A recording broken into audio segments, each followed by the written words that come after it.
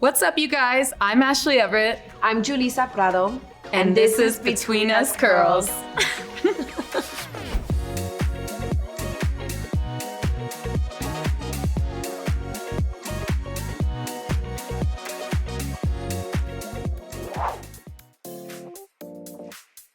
Today we have Julissa Prado on the show, the founder and CEO of Rizo Curls. So what inspired you to even jumpstart your entire career and journey? I think hair is something that's always kind of followed me throughout my life. You know, when you're a kid, like I was a teenager in high school and everyone kind of had a little side hustle. And my side hustle was hair. So I would, even as a freshman, come homecoming and prom season, the seniors would book me to do their hair. And I grew up in LA in predominantly like Black and brown neighborhoods. So most of the people around me had textured hair, but we would all straighten it. Like everybody, it was That was the time, girl. And the 2000s especially, those flat irons had us in a chokehold. They sure did. I just went through a phase where I wanted to learn how to wear my hair natural, and also because everyone else also had the same similar texture or like some kind of texture to their hair. Yeah. As soon as I started wearing my own hair natural and I learned how to do it, all those people that I was like straightening their hair addicted to straightening were like, can you do my hair like yours? A lot of my inspiration came from natural remedies and like traditions based on natural ingredients. Yeah. I think we've all had that auntie or like grandma that's like, oh, you gotta use, let me make you something. I could just throw you something together in the kitchen. Yep. Whether it's for your skin, whether it's for your hair, whether it's like for your health. I grew up in that type of household. So I just kind of like made my own concoction from the beginning. I love that. It's been from the beginning. It's in you, girl. Yeah. It is in you. I feel like the first phase was like, I was doing this without even realizing it was a business, without realizing that you can this make money could turn from into it. Exactly. Throughout high school and even college, I went to Wake Forest to get my master's in business as well. I was always doing this on the side, but it was more of like just like a passion thing. I graduated grad school. I was working for Nestle back here in LA, and I don't know, I just kind of had like a moment of epiphany where I was like frustrated that these like concoctions that I was making would go bad if I didn't keep them in the fridge, and I would keep them in Ziploc bags. And I was like, I really want to make these professional because it's really annoying. And then when I recommend to my friends, like they mess up the formula and like they don't know what they're doing. So then I remember going to my brother and being like, what do you think? Have these savings, like, should I do this? And so he was like, I know it's a family business too, girl. Yeah, so your whole family is like involved in everyone's everything. So involved. So he went out and like did a lot of market research and was like, do it now. Amazing. How did you find the resources you needed in the beginning stages of you starting your business? Yeah, I think a huge advantage that growing up in like low income Black and brown neighborhoods is like you learn how to stretch $1. Like nobody knows how to hustle more than growing up in these communities. And I think that like growing up and seeing these everyday examples of like, you know, everyday CEOs, everyday entrepreneurs that you would not necessarily think of are entrepreneurs, whether it was like the lady selling pupusas next door or, you know, the guy that stands outside the grocery store selling burnt Everybody's CDs hustling. or, you know, whatever it was, like seeing how creative they would get and seeing even their own growth.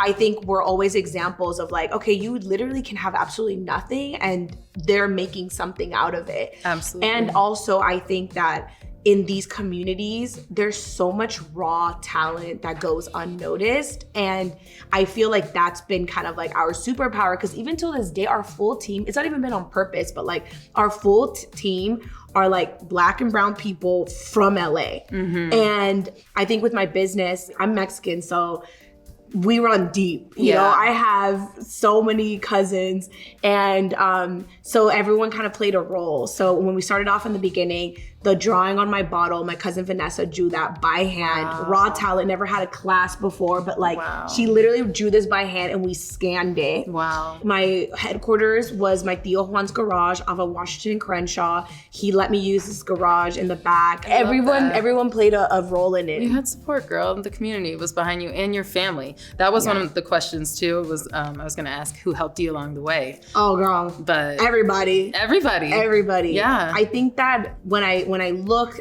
at a lot of these businesses that are already, you know, big, I was like, I don't have any money. Like I'm literally 100% self-funded till this day. Yeah. And I was like, how do we do this? But you know what I do have? I know I'm so smart. I know everybody around me is so talented, and I know I have a really good idea and I have really good products and I know how to style hair. Yeah. So I was like, let's get to it, you know? And it was like the amount of support that went into it was so beautiful, because I would like post something and it was like the way that my community would share it. Some lady literally even made an announcement at her church about my product. Yeah. I was like, what? That's so sweet. Because it's genuine, girl. And I feel like you have the genuine support because you created it from a genuine place and you're helping people, you know? Whenever you're in a business of helping people, it's all people like support it naturally. You know how we all want success overnight, you know, especially these new generations and these younger kids, like we want to be successful like that. We want to go viral and we just want to be successful and be on top of the world. Yeah. But it does not happen overnight. And you've been working on this for many, many years, even before you even created the brand. And, you know, I think so many of us can relate on that. I know I can, as a dancer and a person in this industry as well. I didn't get it overnight either, girl. We have to work hard for it and commit so much time and energy, but I feel like the time and dedication that you put into your brand and business, it obviously is showing, and same for anyone who dives in and puts that much effort into what they're doing, so. Yeah. Okay, so looking back, what steps would you say you took to get to where you are today? And also, do you feel like you are successful and you've made it? And like, do you feel like, both of those questions, it's sorry. It's so funny because I feel like once you're in it, and I'm sure you can attest, it's like you're so busy that you're like, I feel like I'm just like looking down, like busy. And like sometimes I look up and I'm like, oh, okay. And then like go back down. Yep. So I think once in a while, it's good to have those moments and just take it in. Mm-hmm. But I feel like I still have so much left to do. I still have a lot of work that I want to do, but I am very proud of my team, of myself, of just like everyone that has had a role in this, because it's beyond anything I could have imagined. When did you have that moment where you were like, you guys, we made it? Yeah, I mean, I think it was the retail portion, like launching into retail. I remember seeing you be like, we're at Ulta. Yeah. And it was like huge. It was a big deal, girl. Yeah. I think at first, like even with like Target, it was our very first retailer in 2020. That's right. Being able to be successful in that retailer and then launching into Ulta, which is just a very different, you know, type of retailer that's more niche for, you know, beauty, and being able to also have success in there, but like there was a lot of learning curves on like treating those retailers differently, because they're different. And so it's been nice seeing that success and having an idea, seeing it through, and then seeing it on shelf and seeing how everyone else is receiving it. I feel like that's the most rewarding part. I think that for me, I didn't have a network, and I'm really happy to be able to now be meeting people within this network and get inspired by them.